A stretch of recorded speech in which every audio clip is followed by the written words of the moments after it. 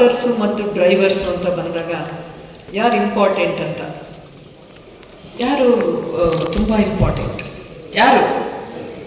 Drivers. Exactly. Clear. Hi ಸ್ನೇಹಿತರೆ, ಎಲ್ರಿಗೂ ನಮಸ್ತೆ.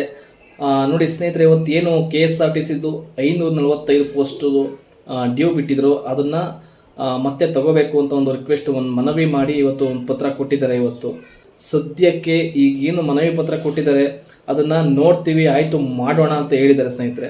ಆದರೆ ಖಂಡಿತ ಮಾಡೇ ಮಾಡ್ತಾರೆ, ತಗೊತಾರೆ. ನನಗೆ ಬಂದ ಮಾಹಿತಿ ಪ್ರಕಾರ ಸ್ನೇಹಿತರೆ ಸ್ವಲ್ಪ ತಡ ಆಗುತ್ತೆ, ಬಟ್ ಖಂಡಿತ ತಗೋತಾರೆ. ಸ್ವಲ್ಪ ಲೇಟ್ ಆಗುತ್ತೆ, ನಿಮಗೆ ಈಗಲೇ ಆಗುತ್ತೆ ಅಂತ ಹೇಳೋಕ್ಕಾಗಲ್ಲ ಸ್ನೇಹಿತರೆ. ಸ್ವಲ್ಪ ತಡ ಆದರೂ ಕೂಡ ಬಟ್ ತಗೊತೀವಿ ಅಂತ ಹೇಳಿದ್ದಾರೆ. ಆಮೇಲೆ ಇನ್ನೊಂದು ವಿಚಾರ ಸ್ನೇಹಿತರೆ, ಇವತ್ತು ಹಾಸನಲ್ಲಿ ಜಿಲ್ಲಾಧಿಕಾರಿ ಅವರು KSRTC ಅವರ ಹೃದಯಾಘಾತದ ಬಗ್ಗೆ ಒಂದು ಮಾಹಿತಿ ಕೊಟ್ಟು ಕಾರ್ಯಾಗಾರ ಮಾಡಿದರು. ಹೇಗಿರಬೇಕು, ಹೃದಯಾಘಾತ ಆದರೆ ಹೇಗೆ ತಡೆಗಟ್ಟಬೇಕು, ಚಾಲಕರು ಬಸ್ ಡ್ರೈವ್ ಮಾಡುವಾಗ ಏನು ಪ್ರಿಕಾಷನ್ಸ್ ತಗೋಬೇಕು ಅಂತ ಅದನ್ನು ವಿಡಿಯೋ ಮಾಡಿದ್ದೀನಿ ಸ್ನೇಹಿತರೆ, ಅದನ್ನು ನೋಡಿ. ಡಾಕ್ಟರ್ಸು ಮತ್ತು ಡ್ರೈವರ್ಸು ಅಂತ ಬಂದಾಗ ಯಾರು ಇಂಪಾರ್ಟೆಂಟ್ ಅಂತ, ಯಾರು ತುಂಬ ಇಂಪಾರ್ಟೆಂಟ್? ಯಾರು? ಡ್ರೈವರ್ಸ್. ಎಕ್ಸಾಕ್ಟ್ಲಿ. ಕ್ಲಿಯರ್.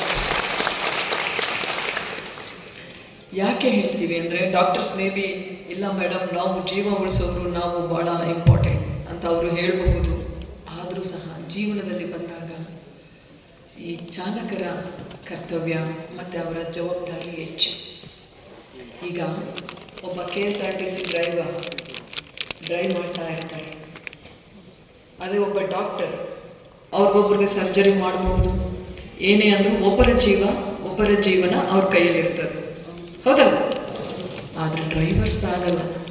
ಒಬ್ಬ KSRTC ಡ್ರೈವರ್ ಒಂದು 40-50 ಜನ ಕೂತ್ಕೊಂಡಿರೋ ಒಂದು ಬಸ್ಸನ್ನು ಡ್ರೈವ್ ಮಾಡ್ತಿದ್ದಾರೆ ಅಂದರೆ ಎಷ್ಟು ಜನದ ಜೀವನ ಅವರ ಕೈಯಲ್ಲಿರ್ತದೆ?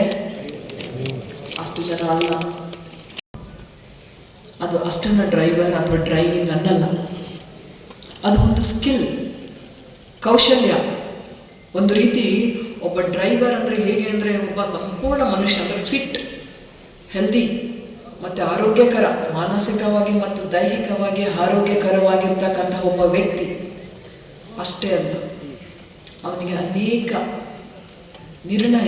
ಡಿಸಿಷನ್ ತಗೊಳ್ಳೋ ಕೆಪಾಸಿಟಿ ಅವ್ರಿಗೆ ಇರುತ್ತೆ. ಹೌದಲ್ಲ? ಒಪ್ತಿರೋ ಇಲ್ಲ? ಹೌದು. ಸುಮ್ಮನೆ ನೀವೊಬ್ಬ ಆರ್ಡಿನರಿ ಇಲ್ಲ, ನಾನು ಸ್ಟೇರಿಂಗ್ ಇಟ್ಕೊತೇನೆ ಹಿಂಗೆ ಹೊಡೆದ್ಬಿಟ್ಟು ನಾನು ಡ್ರೈವರ್ ಅದೇನು. ಯಾವ್ಯಾವ ಸಂದರ್ಭದಲ್ಲಿ, ಅದರಲ್ಲೂ ಕ್ರೈಸಿಸ್, ಕಠಿಣ ಸಂದರ್ಭಗಳಲ್ಲಿ ಒಂದು ನಿರ್ಧಾರ ತೆಗೆದುಕೊಳ್ಬೇಕು. ಅವರು ಜಸ್ಟ್ ಏನು ಮಾಡಬೇಕಿದೆ ಈ ಸಂದರ್ಭದಲ್ಲಿ ಅಂತ ಹೇಳಿ, ಅದರ ಅರ್ಥ ಅವರು ಅಷ್ಟು ಚೆನ್ನಾಗಿ ತಿಳಿದಿರಬೇಕು, ಕೌಶಲ್ಯ ಇರಬೇಕು, ಡಿಸಿಷನ್ ಮೇಕಿಂಗ್, ನಿರ್ಧಾರ ತೆಗೆದುಕೊಳ್ಳೋ ಒಂದು ಕೆಪಾಸಿಟಿ ಅವರಿಗೆ ಇರಬೇಕು. ಅಂತಹ ಜವಾಬ್ದಾರಿಯುತವಾದ ಒಂದು ಕಾರ್ಯವನ್ನು ಅವರು ನಮ್ಮ ಸಮಾಜದಲ್ಲಿ ನಿರ್ವಹಿಸ್ತಾ ಇದ್ದಾರೆ. ಅವರ ಪಾತ್ರ ಬಹು ದೊಡ್ಡದು. ಅವರಿಗೆಲ್ಲರಿಗೂ ನೀವೆಲ್ಲರ ಪರ ಒಂದು ಸಲ್ಯೂಟ್, ಒಂದು ದೊಡ್ಡ ಅವರನ್ನು ತುಂಬ